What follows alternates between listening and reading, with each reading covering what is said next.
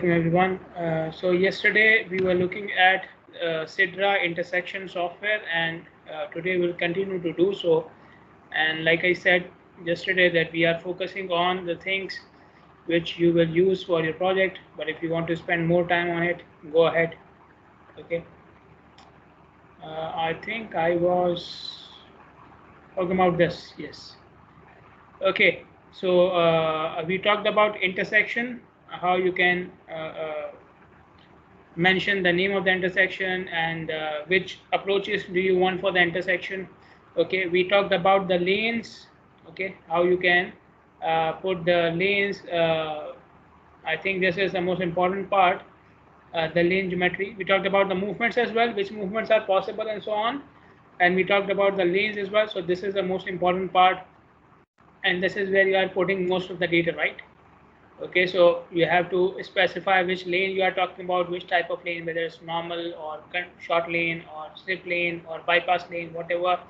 You will add number of lanes, you can delete them, you will put where you want the island and so on. Okay, and again so in each tab, whenever you open a new tab, you have to select the approach from here, and then you will select the lane from here, and then you do whatever you want to do.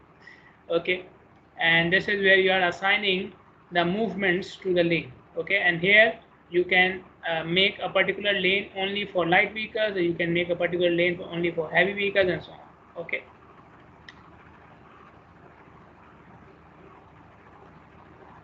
Then we came to lane movement. So again, you have to select the approach and the lane from here, and here you will put the percentage of traffic going from this lane to the exit lane. I think I made a mistake yesterday in this explanation, that I said this is for the lane where from where the traffic is coming. No, it is for the lane where the traffic is going. You can see they are mentioning exit lane 1 and 2. Okay, so for example, if I am talking about this lane, so from this lane I will go to this approach, the west approach. Okay, so from south I'm going to exit towards the west. In the west I have two lanes. Okay, I have two lanes, 1 2, and you can see, so these are the exit lanes. Okay, they are talking about the exit lanes. Okay, lanes from which are receiving the flow from the intersection, not these lanes. These are, okay, these are, Doctor, it shows clearly when you open the view display. sorry. When you click on view display, it shows it clearly which lane it goes to.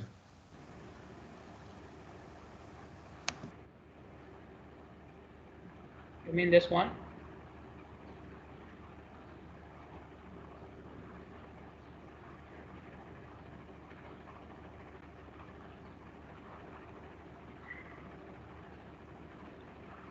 Okay, so you want me to present it from here? No problem. Okay, so what we are saying is exit lane is these two lanes. Okay, so if I'm talking about this approach, the exit lanes are these two lanes. Okay, so the thing which you are specifying here is what percentage of traffic will go to this lane, which is lane 1, and what percentage of traffic will go to this lane, which is lane 2.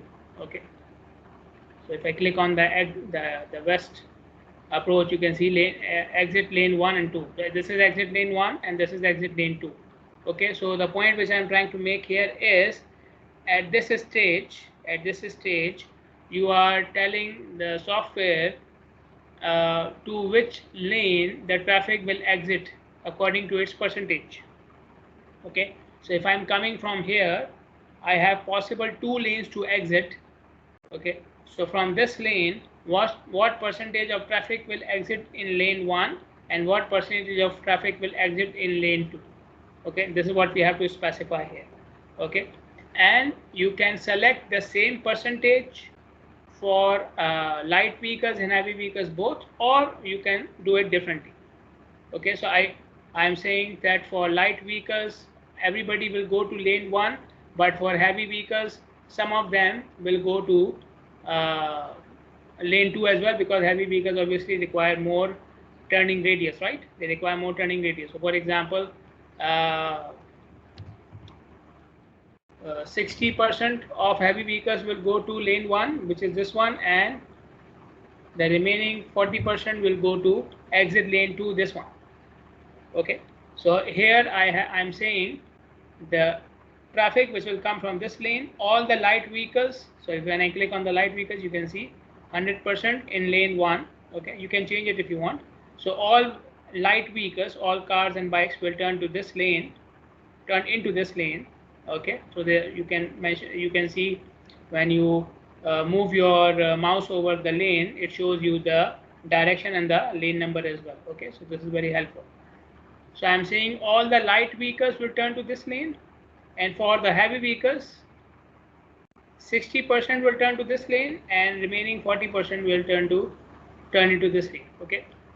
Now, obviously, for that to mention these percentages, you must have taken it from the field, right? You must have observed how many vehicles are going from a particular lane to which exit lane.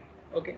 Obviously, we don't have this data. I did not ask you to calculate this or collect this data, because obviously then you need more people. You need more people. Okay, or you need to spend more time.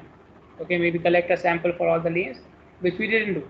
Okay, so you can just take the default. Okay, so for example, I click here, reset to default.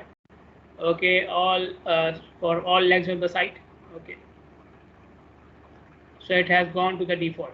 Okay, default is everybody turns to the immediate lane. This is the default. So this is the immediate lane, right? Similarly, when I click on the right turning,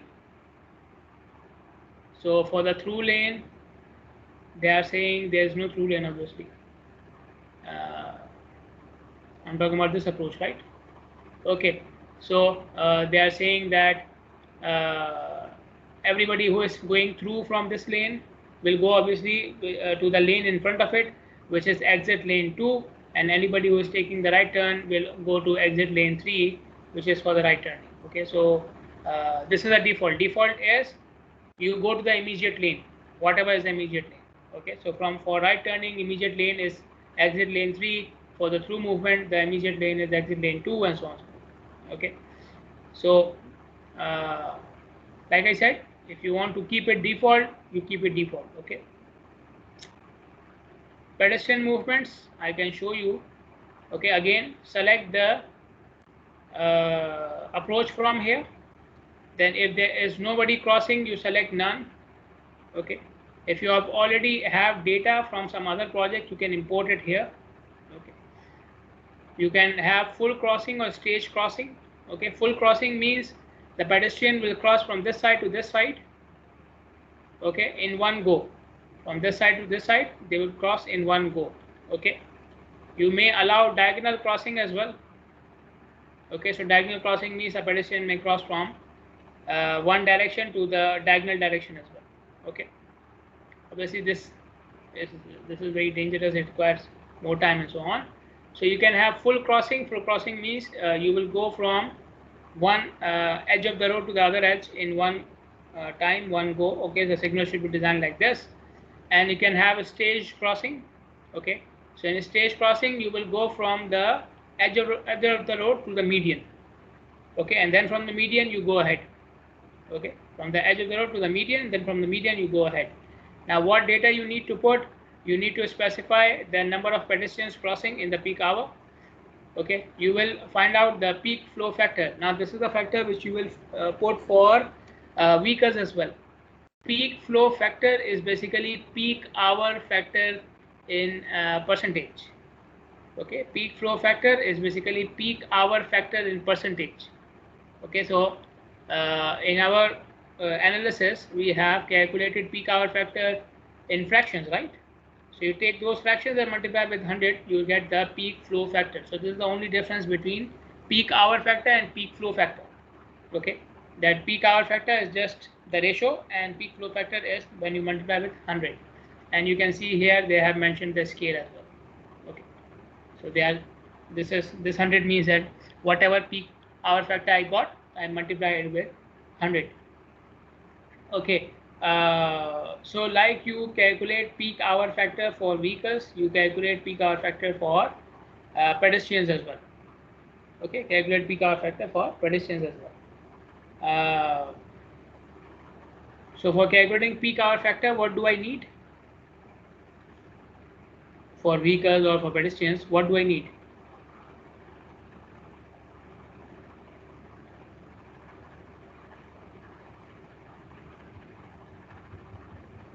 Anyone? How do we calculate peak hour factor? You will calculate it for your project, right? How would you do it? Total volume and flow rate. Total volume and the flow rate, yeah, maximum flow rate of the hour. Okay, so for each approach you have to specify these things. If you are going for a staged crossing, then it will give you two stages, right? From one edge of the road to the median, from the median to the exit. Okay, obviously in your case I did not ask you to collect pedestrian data, so you will select none for all the approaches. You select none for all the approaches. Okay, so if you select one, then the other things are gone. The other things are gone. But for example, if I go for full crossing, then you can see what things you have to put. So you now you have already mentioned the width of the lanes and the width of the islands and these things, right? The width of the lane and the width of the lines are already mentioned when you are mentioning the lane geometry. Okay, so the program using those widths can calculate the crossing distance. Okay, so once you have put the lane geometry correctly, then you don't have to do this. Okay, opposing pedestrian factor is used when you have pedestrians crossing from both directions. Obviously it can happen, but the width in which they are crossing is narrow, so when pedestrians are coming from the other direction, they are basically stopping the pedestrians of one side. Okay, so they are crossing each other, and because of their crossing they are basically hindering each other's movement. Okay, saturation flow rate, again you go to the site and you find out how many pedestrians you can have in 1 hour without any stoppage. Okay, you can use the headway distance here as well. Okay, what else? Pedestrian speed. Okay, you observe the speed and you can put it over here and so on. Pedestrian timing data. We have discussed about pedestrian timing, right? So we basically had two factors, the walk interval and the don't walk flashing interval, right? The walk interval and the don't walk flashing interval. Okay, so this is the walk time, the walk interval 7 seconds. If you want to change it, change it. Okay, this is the clearance time between the pedestrian and the vehicles. So after the last pedestrian crosses, how much clearance time you need, okay, for the vehicles to start moving and so on. Okay, start loss time, how much time the pedestrian will take to decide in order to move and so on. Okay, we did not discuss all of these parameters, right? We did not discuss all of them, so we just focus on the manual calculation. Okay, but in your project, we obviously going back that you don't need this. Okay, so it's none. All approaches have none. So when you select none, it will not, or you are not required to put any other data. Then volume, very important. Volume is very important, right? Okay, so you select the approach from here, then select the time for which you have taken volume. Obviously you have taken volume for 60 minutes, 1 hour, the peak hour. Then peak flow period. Okay, so this 1 hour interval was divided into how many intervals, like how long intervals. Okay, so 1 hour in each hour, then we had taken the flow for 15 minutes, right? I told you to take the flow for 15 minutes. Okay, so for each hour you got 4 values, right? So you select the approach from here. Obviously these things, these settings will remain the same for all the approaches, right? These settings will remain the same for all the approaches. Okay, and I ask you don't to collect data in this manner. Collect it for 1 hour, and within 1 hour you have taken flow for 15 minutes, so this will not change. Now this, okay, this is how you want to input the light vehicles and the heavy vehicles. How you want to input the light vehicles and the heavy vehicles. Okay, for example, if you go for this option separate, then you will put the number of light vehicles and heavy vehicles as a number. Okay, for example, if I select this, now you see, put the number of light vehicles and put the number of heavy vehicles. Okay. If you go for total and percentage, then you will put the total traffic, okay, and you will put the percentage of heavy vehicles. Total traffic, percentage of heavy vehicles, okay.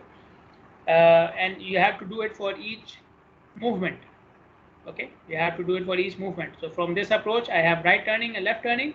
So for each approach, you have to specify these things, okay. And if you put total and number of heavy vehicles, you can do that.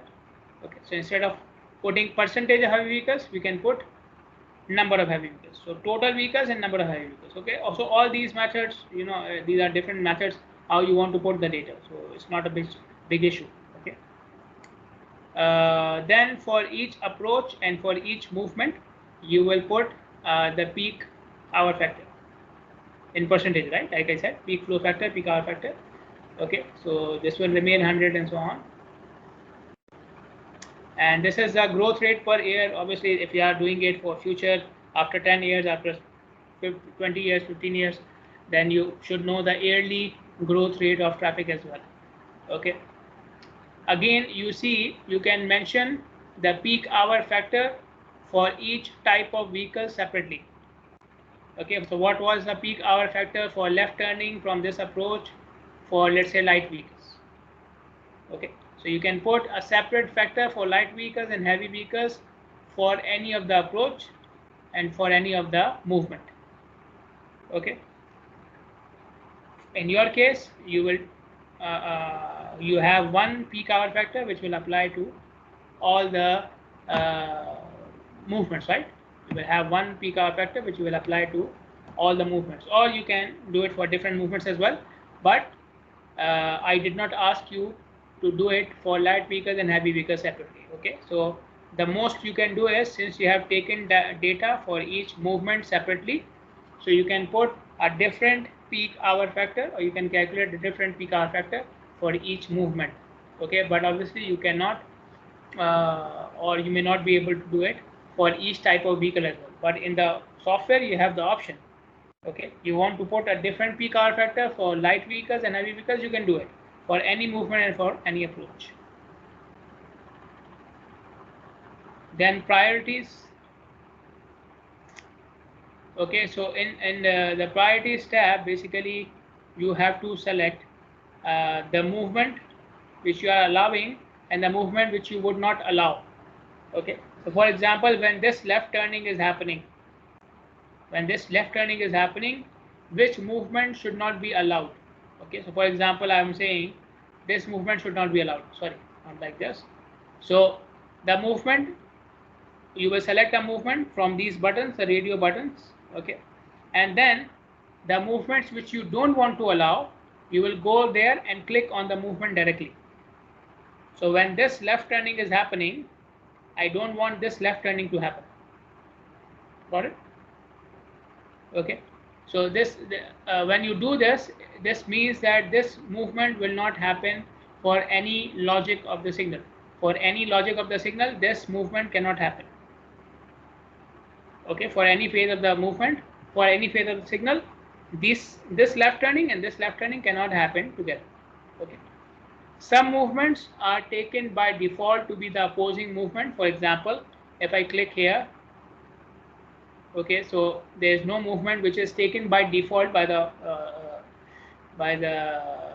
software. Okay, but when I click on this movement, so when this left turning is happening, the software is saying this left turning will not happen, which makes sense. But it is also saying that this through movement cannot also happen, which also makes sense because this through movement is in this direction, right? So if people are left turning from here, then this through movement cannot happen. Okay, this movement through movement cannot happen. Okay, so some movements are taken by default by the software that they cannot happen at the same time. So in this stage, what you have to do is you go to the movement, okay, and you select the movement from here, from these buttons. Okay, from these radio buttons, you select the movement, and the movement which you don't want to happen, you go to that movement and select the movement directly. So the movement one of the movements which you want to happen, okay, will be selected from the radio button, and the movement which you don't want to happen simultaneously will be selected directly. Okay, so for example, if I don't want this movement to happen as well, I will click on the movement directly. Okay, and if you click it again, it will deselect it. Okay, so you have to select a movement using these radio buttons, and the opposing movements which you don't want to happen will be selected by clicking on the movement directly. Okay, usually the movements which are in opposing approaches are taken by default by the software. Okay, so when I clicked on these two movements, there was no approach in front of it, right? There's no approach in front of it, so I have south, but I don't have any north approach. Okay, so the software did not take any movement by default to be the opposing movement for these two approaches, for these two movements. Okay, this one will what I did manually, right? This is what I did in the last step. Okay, so this is not taken by the software. But if you go to the opposing movement, you click here or here, whatever movement should not be allowed is already taken by default. Okay, so for east and west, it would take it by default. For north and south, it would take it by default. So in your case, you have a 3-leg approach. So north, either whatever road has both approaches, for that road the movement will be taken by default by the software. But for the third approach, you have to select the movements, the opposing movements, manually. Okay, so like I said, go to the movement, select it by the radio button over here, and then select the movement which shouldn't happen in that time. Okay, gap acceptance, I will not go into that, and for a signal it is not so important as well, but just a reminder, just to refresh your memory, what is a gap? What is a gap?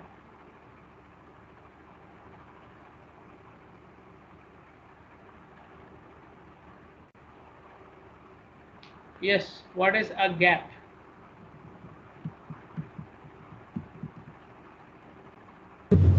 It is the time accepted by a driver to enter the intersection.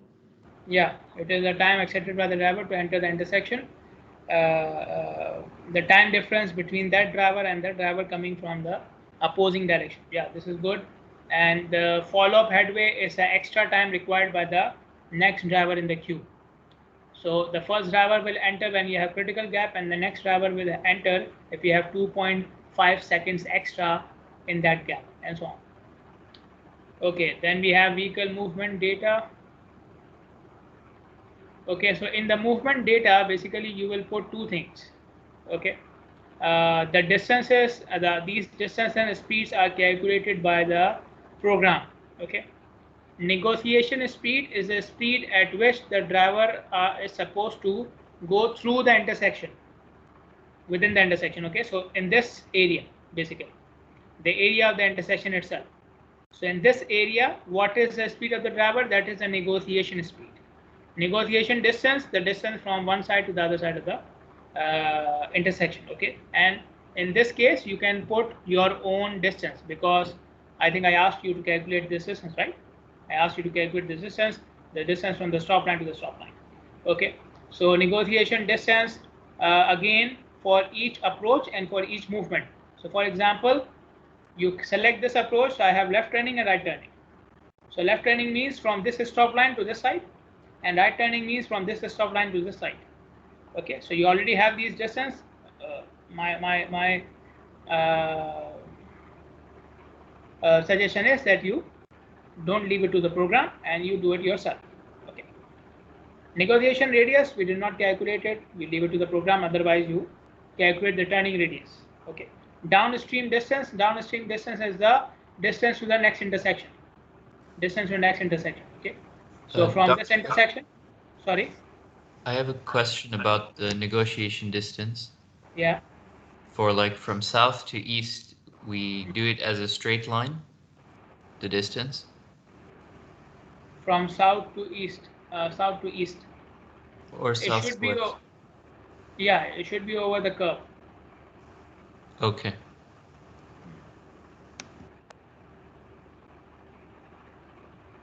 it should be over the curve, but I don't know how you will get the curve distance. Okay, because you have the straight line, right? You have the straight line distance, and for the curve, straight line means this is the chord. Okay, and if you have a 90-degree angle, you can back calculate the length of the curve. So a straight line will be taken as a chord. Okay, you know the chord distance and you know the angle between the two roads. Then you can back calculate the curve distance. I think so. Okay. So I was explaining the downstream distance. Downstream means from this intersection to the next intersection. Okay. So obviously, I don't know what the program will take it. I think it will take it 500 meters. Okay. If you don't put this value, the program will take it as 500 meters. Okay. So again, open Google Earth or drive over the segment and find out the distance to the downstream intersection. Okay. Find out the distance for downstream intersection. So you have to put this value. So here you have to put the negotiation distance. Okay, the distance within the for each movement. Okay, from a stop line to the other side, and the downstream distance, which is the distance from this intersection to the next intersection for that movement. So for left turning, it will be for this to this intersection. For right turning, it will be to this intersection, the intersection on the east side. Okay, and so on. And there are two more things: approach cruise speed and exit cruise speed. Approach is the speed of the road from where the movement is happening, and exit is the approach where the movement will exit. Okay, so if I'm talking about left turning, so left turning is going from south to west, and right turning is going from south to east. Okay, so I already told you to get the free flow speed for both the routes. Okay, so for left turning, approach will be the speed of this road, the road which is on the south side, and the exit will be the speed on the west side. For right turning, the approach will be the again the south side, and the exit will be on the east side. Okay. Now normally free flow speed will not change for the same road on different sides of the intersection. So if you have taken a speed, for example, on the west side, we will take it the same on the east side as well. Okay. So if you have if for movements which are happening in east-west direction, for the movements which are happening in east-west direction, the exit and approach speed will remain the same. Okay, the movements which are happening in the east-west direction, or whatever, if you are having north-south, then the movements which are happening in the north-south direction will have the same exit and approach speed. Okay, but keep in mind, approach means the speed for the road, the free flow speed of the road from where the movement will happen, from where the movement is starting, and the exit means the speed of the approach where the movement is supposed to end. Okay, that where the movement is supposed to exit. And again, if you want, you can put different speeds for them, but obviously I did not ask you to calculate different speeds for different types of vehicles, so you will put the same speed for both of them. Okay, then we come to the next thing, which is the phasing and timing. Okay, now some of the phases are given here. Okay, some of the phases are already given here, and some of the sequences are also given here. Okay, so they are using some coding here. Okay, so let me start from here. So first of all, you select what type of signal you want: fixed time, pre-timed, or actuated. Okay, whether you want actuated signal or pre-timed signal. If you go for actuated signal, then you have to put the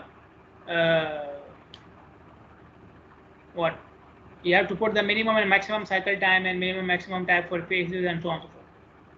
Okay, you have to do it like this. Okay, if you go for fixed or pre-time, it will only ask you for one cycle length and one phase time. Okay, so the phases are given here. Okay, if you want to change anything, you can change it. Okay, if you want to change anything, you can change it. Okay, for example, okay, this is phase A, so I'm saying in phase A these two movements will happen. Okay, so the remaining movements will be The red means they are not happening, and the green means they are happening. Okay, so which movements you want to make green or red, you select it. Okay, so here they are saying in phase A only this left turn will happen. See, only this left turn will happen. Okay, then you have phase B1, this left turning and this straight is happening.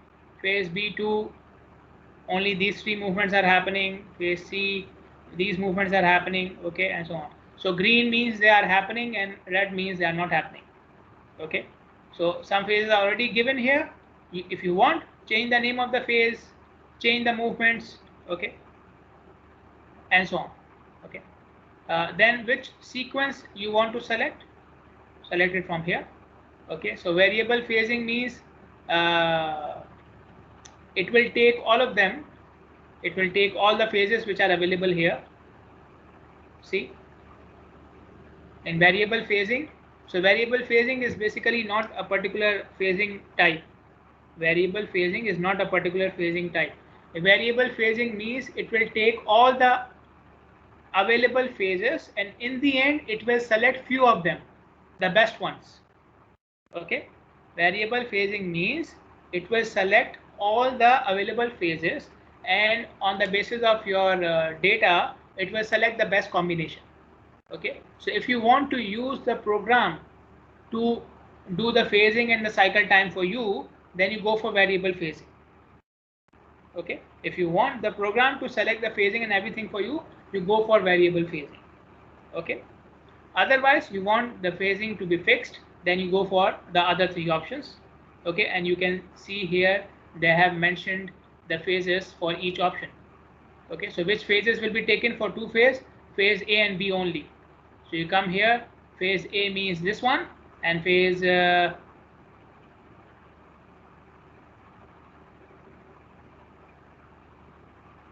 this should be phase B as well.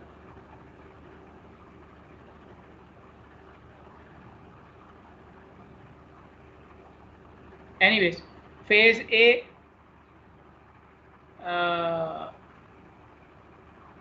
then you can define your own phase, I think. Okay, if you want to add a phase, you can add your own phase as well. Okay, if you want to add a phase, you can enter your own phase as well. So you see when I select the two phase from here, okay, now it is only showing me phase A and B. So this is phase A and this is phase B. Okay, you don't like any of them, add your own phase. Okay, put its name, enter your own phase. Okay, you want to delete it, delete it. Okay, you can delete it from here. Okay, so again you can add your own sequence as well. Okay, so add sequence, put the name of the sequence. Okay, which phases you want to be in that sequence. Okay, phase A, B, C, D, whatever. Okay, and then you go to sequence editor and you select the phases. Okay, you want to delete the sequence, delete the sequence. Okay, my suggestion is you go for one of the options which is already there, and then you can modify the phases from this diagram. Okay, so for example, I'm going for a leading left turn, so it will have phase A, B, C, D. If I don't like any of the phases, I can just change the movement in that phase. Instead of defining everything from the start myself, I can change the movement for one of the phases. Okay. Then for whichever phase you have selected, you have to give the phase timing. Okay, if you don't give the phase timing, it will calculate it for you, right? Frequency, how many times you want this phase to be run. Okay, normally it will calculate everything for 100 cycles. Okay, if you want it for less number of cycles, you can change it. Okay, but you don't need to change it. Yellow time, all red time, we already know how to calculate it, we did in the class as well, so you can change these things. Okay, if it's an actuated signal, then you have to input this data as well. Okay, but since so here if you go for actuated, then it will ask you for minimum and maximum green time as well. Okay,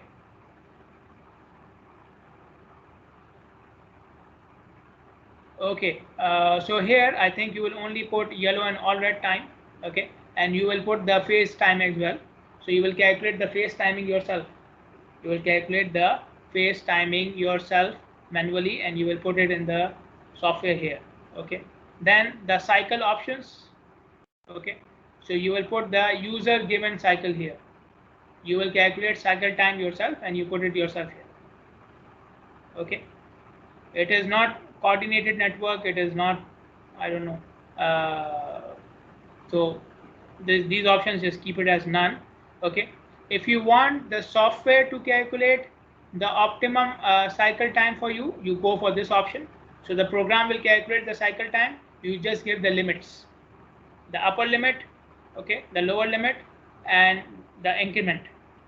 Okay. So the program will calculate the optimum cycle time within the increment. Okay. Practical cycle time means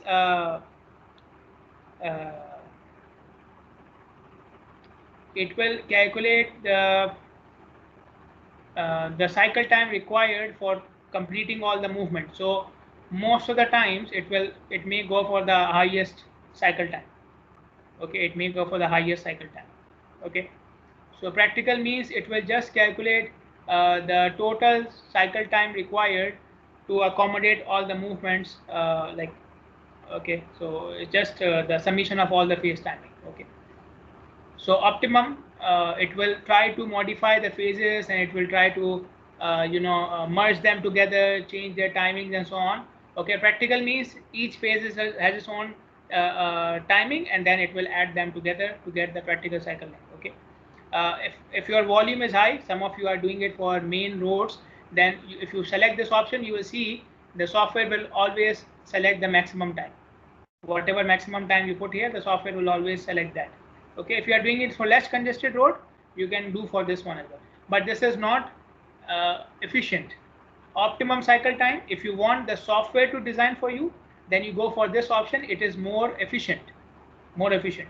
If you go for practical cycle time, the software will still design the cycle time for you, but it will be less efficient. Okay, but like I said, you will calculate the cycle time manually and you will put it in the software. Okay. I think this is the last thing. Site demand sensitivity analysis, we will not do it. Okay. Parameters, settings. Yeah. So which method you are using for calculating delay, what level of service you want. Obviously this is for design. This is for design. If you are designing. Okay, but you can select it which method you want to follow for calculating delay and these things. Okay. So we will keep this one SCM6. Okay. So this is taken by default. Okay, so you don't have to change it. Then you process the site. Okay, you process the site. You can see here, if you click on the drop menu here, it will process. You can have the option to process one site or all the sites. Okay, I have only one site here, so it doesn't matter. So when you process the site,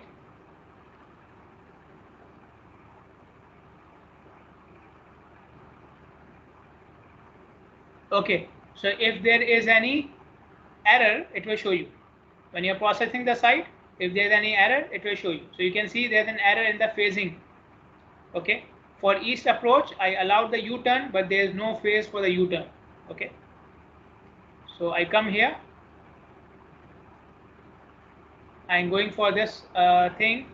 So this movement should be allowed in one of the phases, right? This movement should be allowed in one of the phases.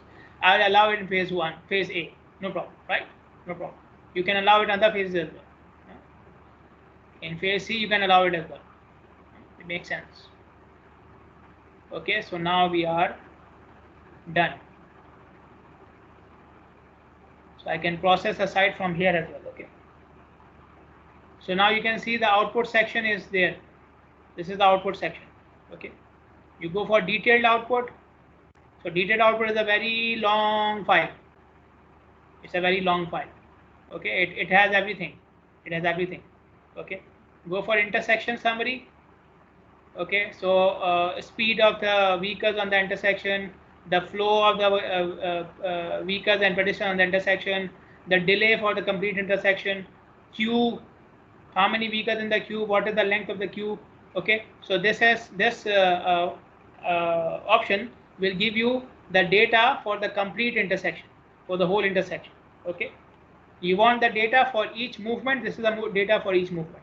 The level of service, the delay, the speed, the percentage heavy vehicles. So it has input and output both. See, vehicles and percentage heavy vehicles and so on. Okay.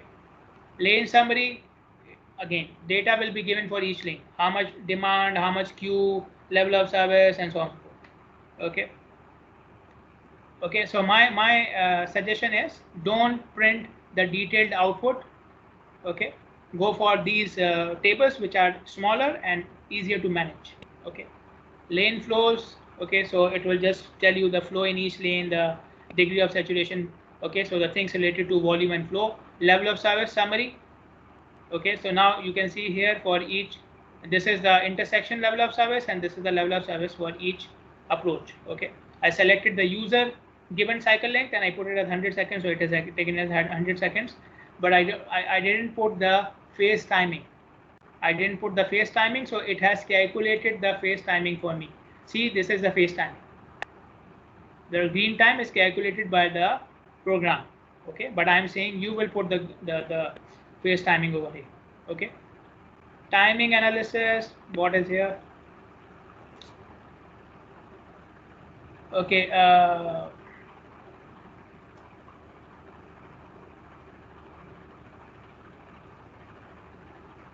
Okay, so from which phase you are going to which phase? Okay, basically the sequencing. Okay, the sequencing of the phase and movement timing. So timing given for each movement. Okay, you can see it here. We discussed as a, if you remember, just in the previous week, we discussed it as the time space diagram, right? So this is a sort of thing like this. Critical movements. So we have discussed critical movement analysis as well. Conflicting movement analysis. So this is that. Saturation flow values. Okay. You can change it if you want. Okay. Where did we put it? Saturation flow. Did I show it to you? Where do you put the saturation flow? Not here.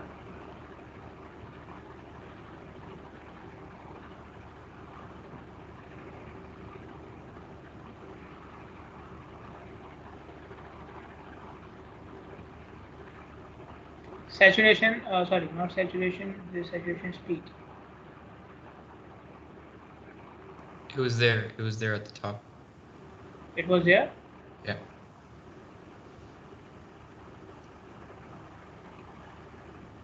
Yeah, basic saturation flow. Okay. Now keep in mind that you take the same value in the software as well as manual. So manually we already know how to calculate the saturation flow. Okay. This is basic saturation flow and the program will change it. Okay, program will apply the adjustment factors and so on. Okay, so you will do the same thing, but take the basic value as the same. The S naught should be the same. Okay, anyways, don't have to print all the sheets. You don't have to print all the sheets. Okay, you know which data you have entered, and the main thing is level of service and phase timing and the delay. The level of service and the phase timing and the delay for the lanes and the approaches and the intersection. Okay.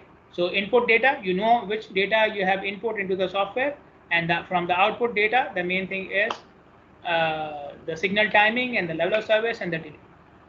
Okay, from the output, signal timing, level of service and delay. From the input, you know the things which you have input. Okay, I've just explained it to you. So just print the things which you have input, or the important outcome comes timing, level of service and delay. Okay, I told you timing you are putting yourself, even timing you are putting yourself, but the delay, so but you need to show it, okay. So select the options from the output files which are showing you the things which you want. Okay, don't just print off the complete file. Okay, don't just send me a 500-page report. Okay, I will not check it. If you want the input report, you can click here, it will generate the input report. Okay, input report is normally shorter. Okay, so you can print this input report. Okay, print it as PDF, I mean, and then you see which of the things you need for the output, and then from the output you only print that. Or if you find output files in which input output both are given, you can just include that file. Okay, you can just include that file. Okay, now if there are any questions, sorry for taking some extra time, but I just wanted to finish it. So if you have any questions, you can ask me.